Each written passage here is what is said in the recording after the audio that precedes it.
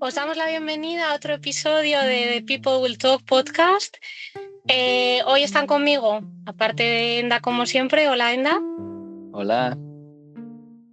Tenemos un invitado muy especial, estamos encantados de que esté con nosotros Rafael Carpintero. ¿Cómo estás? Hola, ¿qué tal? Buenas tardes, muy bien. Bueno, pues Rafael, para el que no haya oído hablar de él, es traductor, es profesor, con muchísima experiencia. Tenemos muchas ganas de preguntarle muchas cosas porque verdaderamente no se tiene muchas veces la ocasión de hablar con alguien como él, traductor de turco, un idioma pues que no muchas personas dominan en España. Es traductor de Orhan Pamuk, de los libros de Pamuk, además de otros escritores turcos como Yasar Kemal. Y bueno, pues no me quiero dilatar más porque vamos a hablar un poco también de todas sus experiencias. De hecho, Rafael tiene un blog Muy bien. donde cuenta un poco cosas de opiniones suyas, ¿no? La verdad que nos ha gustado mucho el blog porque es como muy fresco, ¿no? Tiene datos Sí, importantes, pero también es muy, así como muy accesible, ¿no? yo pretendía que fuera una cosa ligera y demás en fin, para reírme yo y que la gente se riera un poco también, que no fuera demasiado serio. De todas formas, quería precisar dos cosas antes Sí. de empezar. La primera es que el blog lo tengo muy poco actualizado últimamente, en los últimos años, por motivos académicos y demás. Y me temo que hasta que no me jubilen no lo actualizaré como es debido. Pero en fin, sigue teniendo un montón de entradas para quien las quiera ver. Sobre todo, la idea vino por una compañera que me sugirió que hablara de los libros que había traducido para darle un poco de publicidad, digamos, ¿no? Entonces, ahí están los libros que he traducido, aunque ya no lo tengo actualizado del todo. La segunda cosa muy importante es que hace años que no soy el traductor de Pamuk, ¿eh? Hace años que renuncié a hacerlo por motivos de tiempo. Las grandes editoriales suelen ajustar mucho los plazos. Sí. Yo soy profesor de universidad y mi trabajo principal es principal en el sentido de que cobro un sueldo y me dan el permiso de residencia y demás por el trabajo en la universidad, no por la traducción. Entonces lo tuve que dejar. Lo tuve que dejar no sé, dedicarme a otros autores también pues fue algo enriquecedor, sobre todo porque el siguiente, creo yo, que fue Tampinar, que es un autor del que he traducido 4 libros, creo, estaba convenientemente muerto y entonces no había prisa para publicar ninguno de sus libros y me lo pude tomar con un poco más de tranquilidad, ¿no?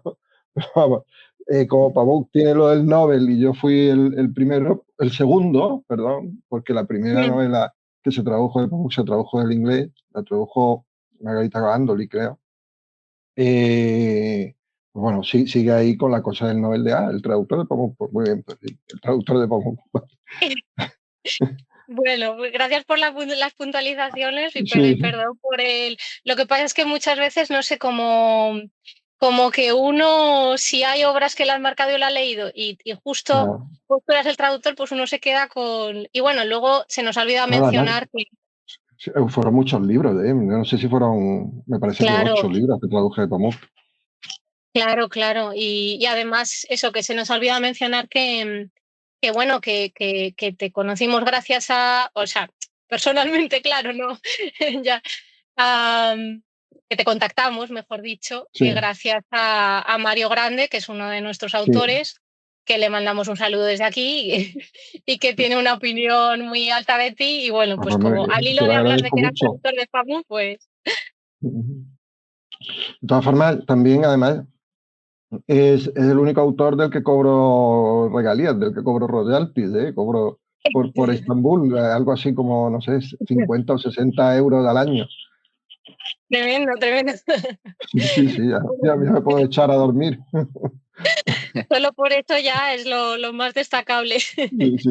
Bueno, pero realmente cuando mencionaba el blog, en realidad lo que queríamos lo que queríamos preguntar, una de las múltiples cosas porque tú dices que lo tienes abandonado, pero cualquiera que se meta, la verdad que es bastante gracioso y son temas que no pasan de moda, ¿no? Sí, Entonces, no. una de las cosas que justo nos llamó la atención, más que nada porque nos resultó muy personal, es que Ujú. comentabas la palabra expat y lo que odias la palabra expatriado o expat. Y esto es una cosa que siempre, sobre todo Enda, la tiene muy, muy arraigada, que nos parece una palabra odiosa, ¿no? Es como Ah, que... muy bien, me Sí. alegro.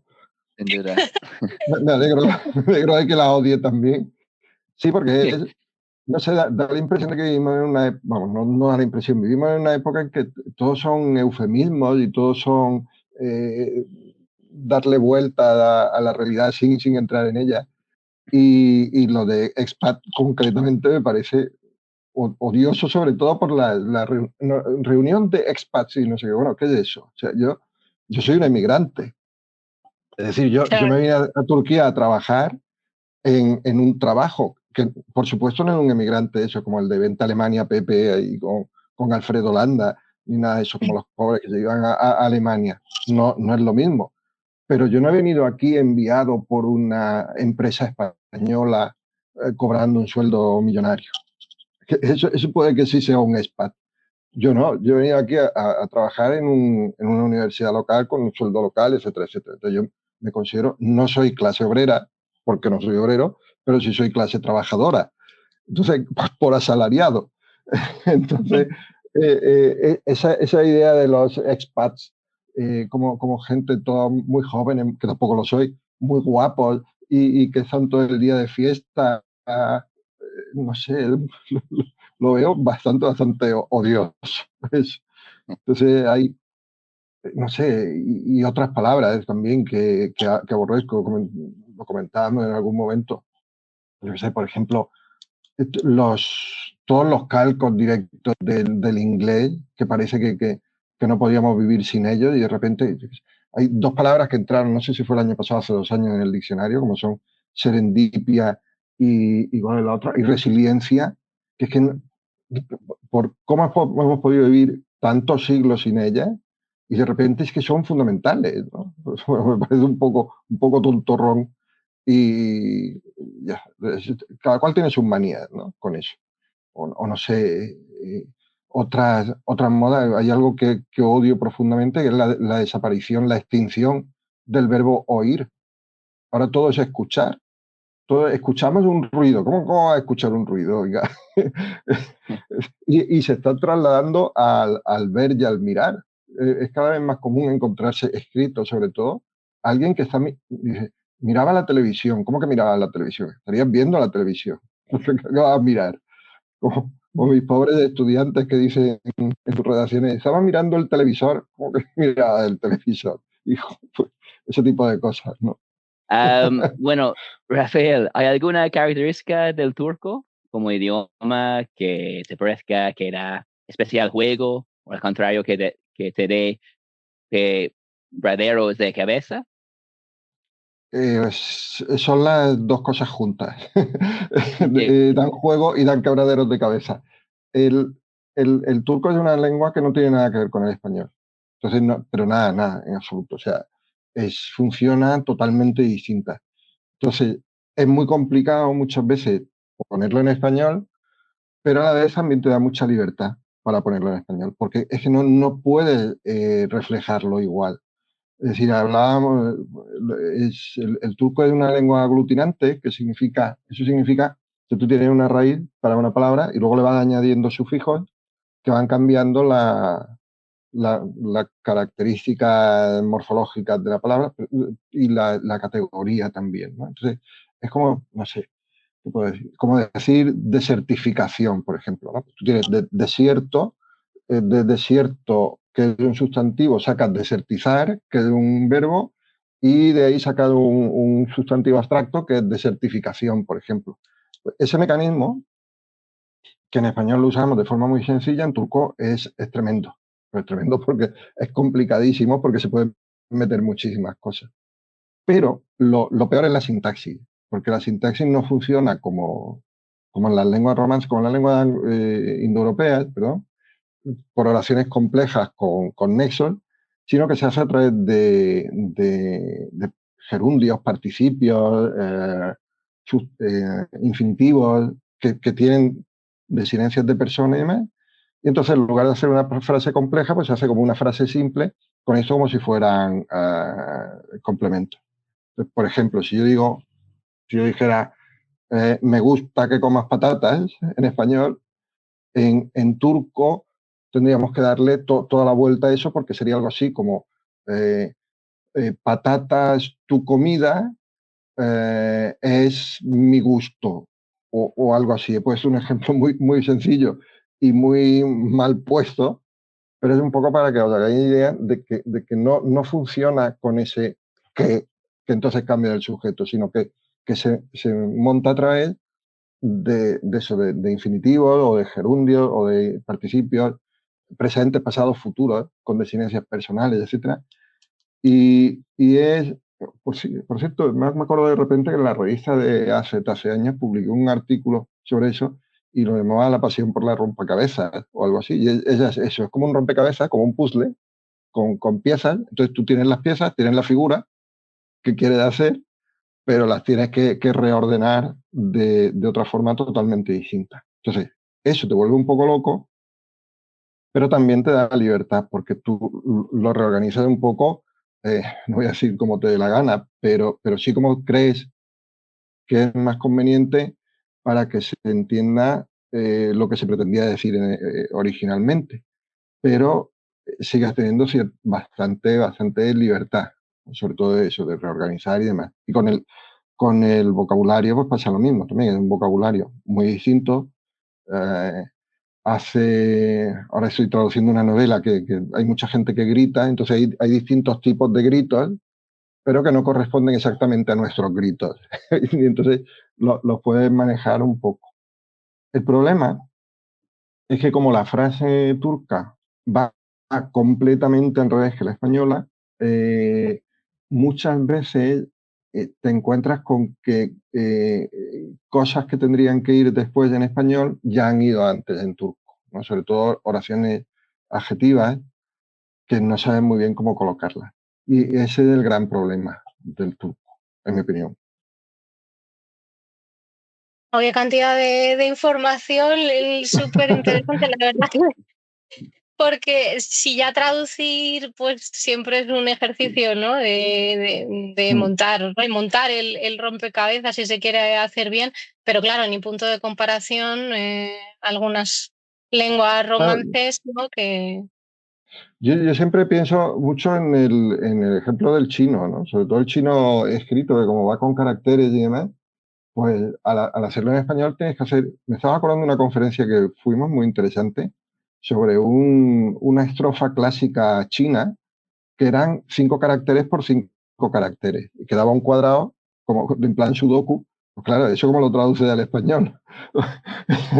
¿No? No te puede quedar el mismo número de caracteres porque no usamos caracteres chinos, usamos letras. Entonces, es complicado, pero a la vez también, pues te permite mucho juego. claro, de ahí lo que siempre se dice, ¿no? Sobre todo por el tema, por ejemplo, del IVA, las facturas, ¿no? Aquí en España, que siempre se está argumentando que los traductores al fin y al cabo son creadores, ¿no? Al final, pues tienes que recrear la obra, no vale con. O sea, Sí, que sí, que es una obra sí, diferente. el ejemplo del IVA me parece perfecto. Me parece perfecto porque efectivamente añade un valor, ¿no? Claro, al original. exacto. Pero bueno, hablando un poco de lo que comentas de estos rompecabezas, Mm, es curioso porque tú, aparte de estas novelas pues mm. escritores famosos para adultos, pues también has traducido cuentos infantiles y tú contabas un poco que te habías pasado bastante bien, que te había gustado Sí, bastante la experiencia, ¿no? me hizo mucha ilusión además porque era algo totalmente distinto. De entrada he traducido muy poco, ¿eh? Han sido solo 3 libritos para la misma editorial que, en fin, parece que les haya gustado. Y claro, 3 libros, es para niños muy pequeñitos, entonces 3 libros es casi nada. Pero vamos, era una cosa totalmente distinta a lo que había hecho antes. Entonces, yo me tuve que poner a pensar cómo pensará un niño español o castellano parlante ahora, ¿no? Porque hay muchas cosas que no, no sé muy bien cómo funcionan. Menos mal que el editor colaboró mucho conmigo y me ayudó porque hace que no veo un niño español ni en pintura años. Entonces, no sé, una tontería, porque claro, una tontería que era un libro, el más divertido de los tres, que era Se busca peluquero de jirafas. Entonces, en el original es barbero. Entonces yo le pregunté al editor, ¿los niños de ahora qué entienden? ¿Entienden barbero o entienden peluquero? Por ejemplo, es una tontería, pero yo no sabía realmente cómo ponerlo. Y entonces me dijo, no, mejor peluquero. Por lo cual luego eso me sirvió para hacer otros juegos con el nombre del tal peluquero y demás. Pero vamos, es muy divertido porque además también muchas veces pensamos, yo creo que eso lo pensamos todos, que los libros orientados a niños son más sencillos.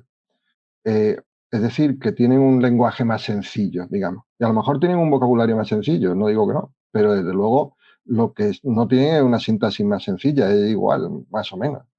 Siempre me acuerdo de una amiga inglesa de mi madre que se casó en Córdoba y sus hijas eran cordobesas y demás. Y decía, yo lo que no entiendo, y era filóloga, yo lo que no puedo entender en mi vida es que yo les diga a mis niñas, come que comas.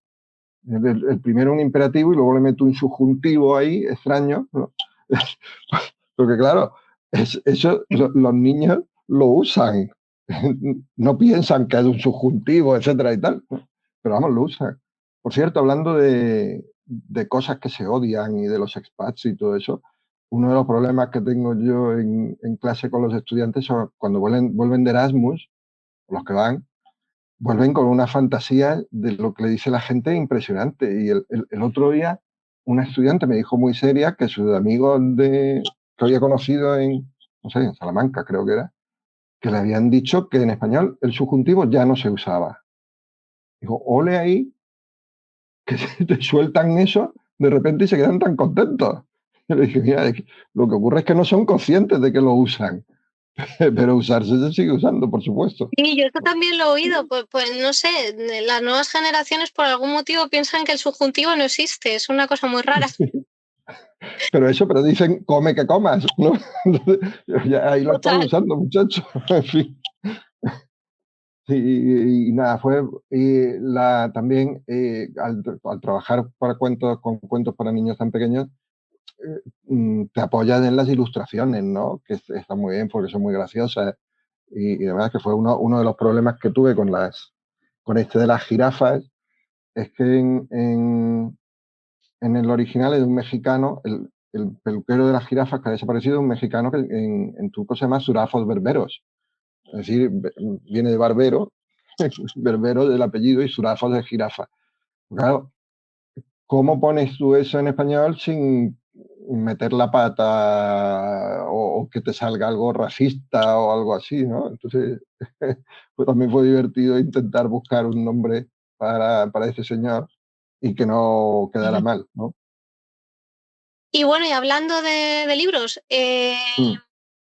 has traducido muchos, pero ¿qué libro, digamos, que ya esté traducido o no, te gustaría a ti traducir? ¿Cuál sería como tienes alguno en especial?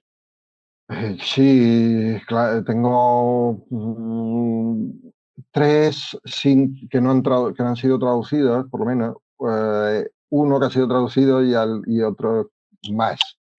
Yo tengo, hay un libro experimental, más o menos, turco, que se llama Tutunamayanlar, de un autor que se llama Usatay, que es como el gran, es como nuestro tiempo de silencio, más o menos, pero en muy gordo. Es un libro gordísimo y con muchísimos cambios de registro y de formato. Y no sé, me gustaría traducirlo, pero siempre digo que para traducir eso, lo suyo sería formar un equipo, ¿no?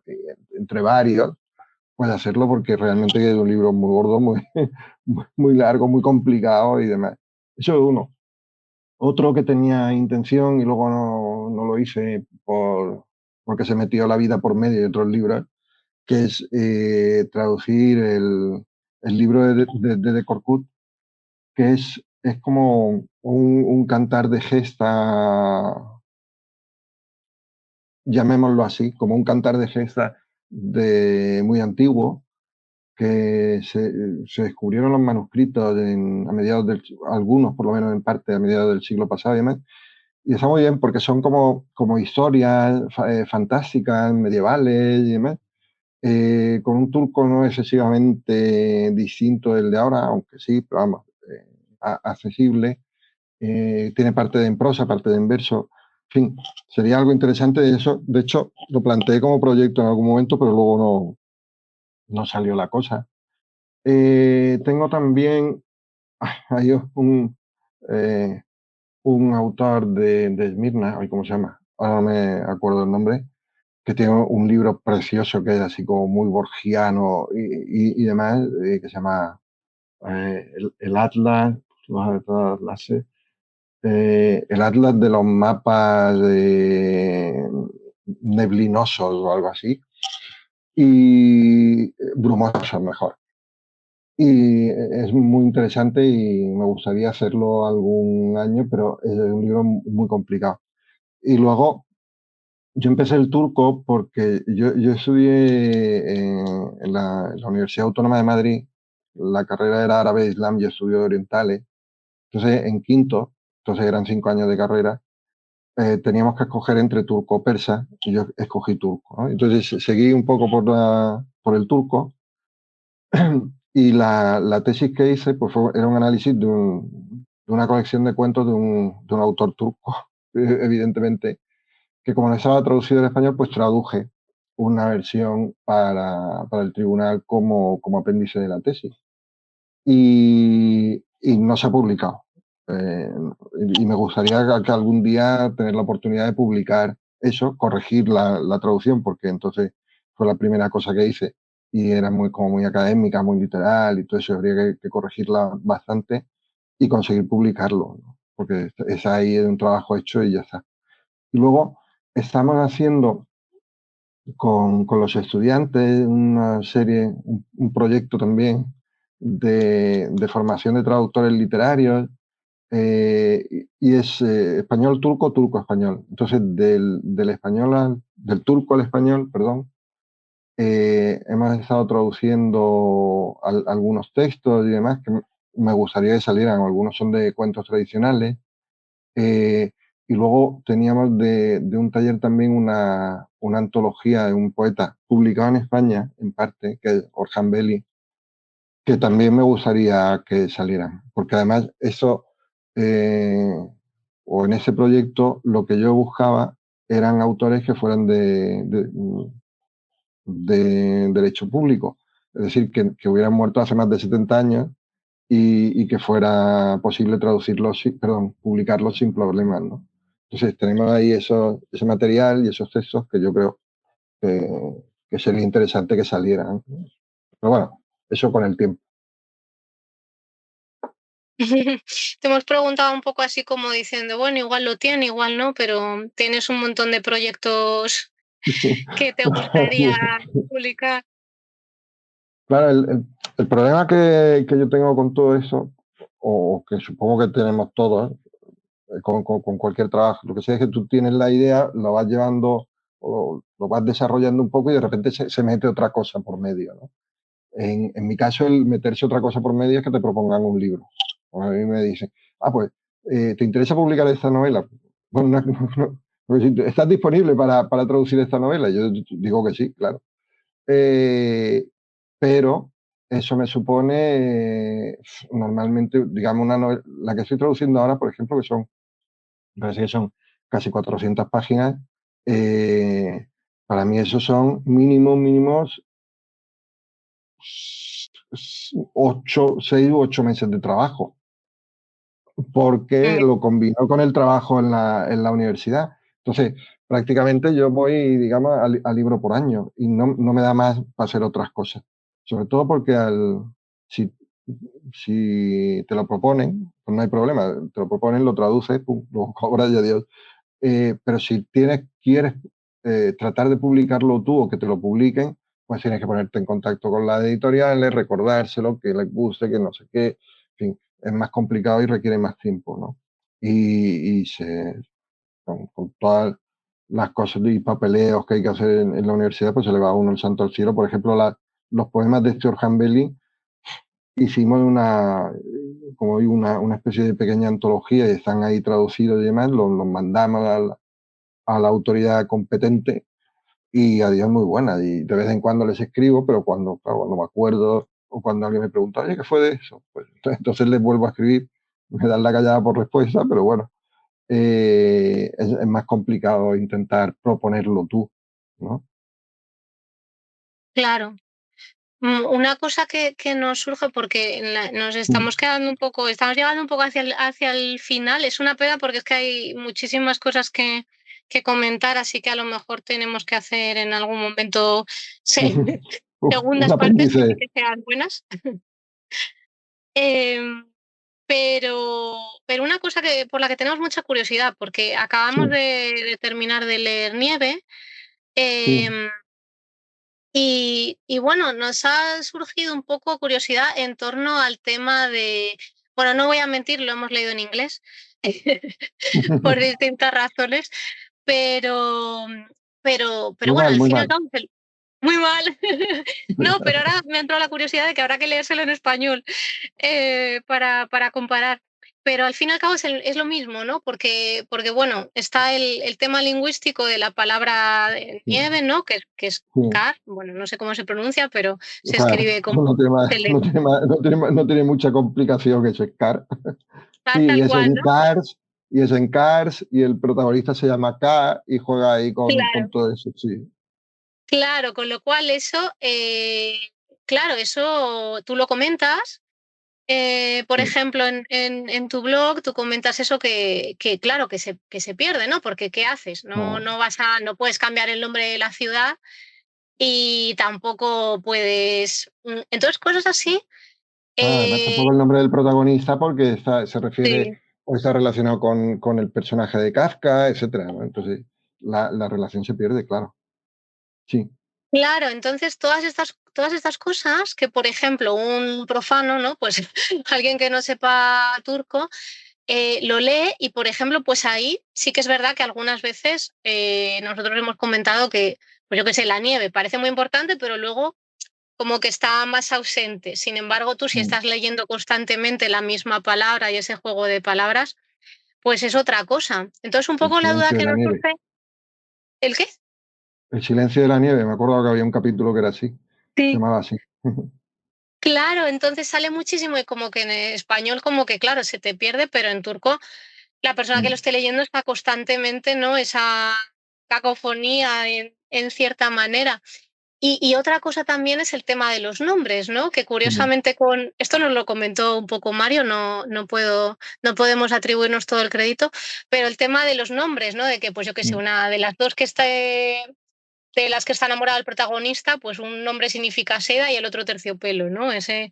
Ese tipo de cosas de simbolismos que a lo mejor, bueno, es un nombre que luego se usa comúnmente, pues como aquí en España, pues Nieves precisamente, Sí, sí. o algo así, no Bueno, quiere. me leí hace relativamente poco tiempo un artículo que me interesó mucho hablando sobre eso, y sobre las pérdidas en la traducción, vamos a llamarlo así, lo que se pierde, ¿no?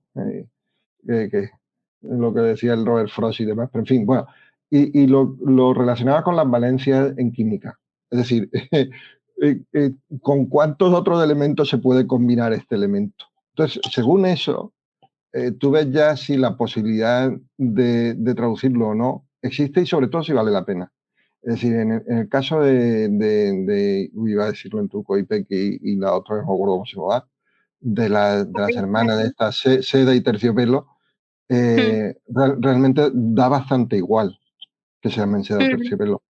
Eh, Pensar en el caso de Pamuk, por ejemplo, en el libro negro, al empezar, que él está viendo a la mujer dormida y la mujer se llama sueño, ¿no? Y está muy relacionado con eso y tal. Entonces, ¿lo traduce o no lo traduce? Eh, Ahí yo veo dos cosas. Una es si los nombres están muy motivados, si los nombres están muy motivados, ¿no? Entonces, tú te encuentras, por ejemplo, Galdós, ¿no? Galdós era un señor que le gustaban los nombres motivados. Y tú tienes ahí Fortunata y Jacinta, que Fortunata la pobre pues tiene muy mala suerte y es muy desgraciada, y Jacinta, que es más inocente que un lirio, aunque luego no lo es, ¿no? O una novela que tiene que me gusta, Doña Perfecta, por ejemplo, ¿no? ¿Qué hace? Traduces perfecta, pero entonces te puedes encontrar con una cosa que a mí me pasaba, me daba mucho coraje. Por casa había muchos, por casa de mis padres. Cuando éramos pequeños había muchos libros de Guillermo Brown, no sé si los habréis leído, eran unos libros infantiles para la primera adolescencia, que el protagonista era un niño inglés, que me parece que tenía 11 años, y tenía una pandilla. Entonces eran traducciones antiguas y la pandilla se llamaba Guillermo, Pelirrojo, Douglas y Enrique. Y tú decías, bueno, vamos a ver, Guillermo Pelirrojo, bueno, Pelirrojo es un apodo, ¿no? Pero Guillermo y Enrique, vale, pues en español, pero entonces, ¿qué pinta Douglas ahí? ¿No? Suena rarísimo, ¿me entiendes? Entonces, a lo mejor es más práctico no traducirlos para que no suene raro, ¿no? Porque si no va a parecer un apodo muchas veces. Entonces tienes que calcular si vale la pena o no vale la pena. Yo en el 80% de los casos no vale la pena. Los apodos sí, por supuesto, pero que a veces me encontraba apodos que no se traducían, pero vamos, por meteduras de pata sobre todo. Pero los nombres yo lo veo más complicado. En el caso más extremo, pues lo que se puede hacer es meter una notita, ¿no? La típica Claro. notita del traductor y ya está, porque es que si no, eso a mí me sonaría muy raro, que entonces tú tienes el protagonista turco que se llama Mustafa, digamos, y tienes a la novia que se llama, eso, Jacinta, ¿no? Y dices, bueno, esto como, qué cosa más rara, ¿no? Claro, era un poco esa la duda también, ¿no? Que decíamos, porque dices que intervienes, ¿no? Metes la nota del traductor o porque normalmente el traductor siempre está en la sombra, ¿no? Entonces surge ahí un poco una... Yo creo, excepto a la gente muy académica en general, yo creo que a ninguno nos gusta poner notas porque es una especie de admitir que no sabes cómo salir adelante, ¿no? O cómo sacarlo adelante eso. Pero hay veces que pues, no queda más remedio. Ahora, por ejemplo, que con la que estoy traduciendo algunas comidas, ¿no? Algunas comidas que dice, bueno, lo voy a explicar porque si no, no se entiende muy bien eso, ¿no? Hay por ejemplo, es que ayer lo tomamos, hay una bebida aquí muy típica en invierno, que es el Salep, que es una cosa que se hace disolviendo en leche unos polvitos que resultan ser de unas raíces de unas orquídeas silvestres. Entonces, la palabra está en el diccionario de la Academia Española, Salep, como fécula del satirión y otro, no sé qué. Pero claro, tú pones Salep en una novela, se tomó una tacita de Salep. Y dices, bueno, ¿esto qué es? ¿No? Y no tiene versión en español. Entonces, con las comidas yo lo que solía hacer, lo sigo haciendo más o menos, también depende para qué usas la comida, ¿no? Entonces, me acuerdo por una traducción de Yasser Kemal antigua, que me sonaba muy rara porque se tomaban una sopa de tarjana. Entonces, ¿qué es la tarjana? Y es que era una transliteración total del turco. Dice, bueno, pues si se la toman si dice una sopa calentita, pues igual ya te vale, ¿no? Sí, es difícil, ¿no? Es todo un arte elegir, pero eso también me lleva a pensar en el tema y bueno, esta es nuestra última pregunta, pero o sea, ¿qué haces, no? Cuando un libro está mal escrito, ¿qué puedes hacer? Porque Bueno, al final siempre es una tortura, ¿no? Porque tú dices, lo parece como que tú piensas, lo estoy mejorando, la verdad, es mejor que lo original, pero eh, también piensas, el que lea esto va a decir que mal lo he que escrito, mal pero no, traducido, no, va a decir que mal traducido. que mal traducido, claro, Sí, pero va a está decir que mal mal escrito. traducido porque el lector medio, y me incluyo, lo que piensa es, si este libro lo han traducido será porque es bueno. Y si yo lo que estoy leyendo es malo, es porque Ajá, está mal traducido, ¿no? Entonces, con esto siempre claro. pagamos los traductores, además, directamente yo lo tengo muy asumido. Y sí, y yo creo, eso igual es un poco políticamente incorrecto decirlo, pero yo creo que todos lo mejoramos un poco. O sea, por ejemplo, un libro que he traducido hace poco, en mi opinión, estaba muy poco o nada editado, porque tenía una serie de repeticiones absurdas que se podían haber evitado. Por ejemplo, esas repeticiones feas, ¿no? O cosas muy extrañas, como que un personaje veía la sortija, perdón, una pulsera en la muñeca que le ofrecía el plato, y tú decías, ¿cómo va a ofrecer el plato con la muñeca? Se lo ofrecerá con la mano, ¿no? Que es un editor lo habría visto y lo habría corregido. Entonces, a ti te llega eso y yo lo corrijo. Que te diga, ¿no? Yo, ese tipo de cosas las apaño un poco porque al fin y al cabo me van a echar la culpa a mí. Suelo intentar tratarlo con el autor o la autora, ¿no? Porque también he traducido mal. A veces con mejor o peor fortuna, pero vamos, tiendo a hacerlo así. De todas formas, aquí me gustaría también hacer un inciso, digamos, porque ese verano me compré una novela así de ciencia ficción para pasar el rato en la piscina y demás en España, escrita por un autor español.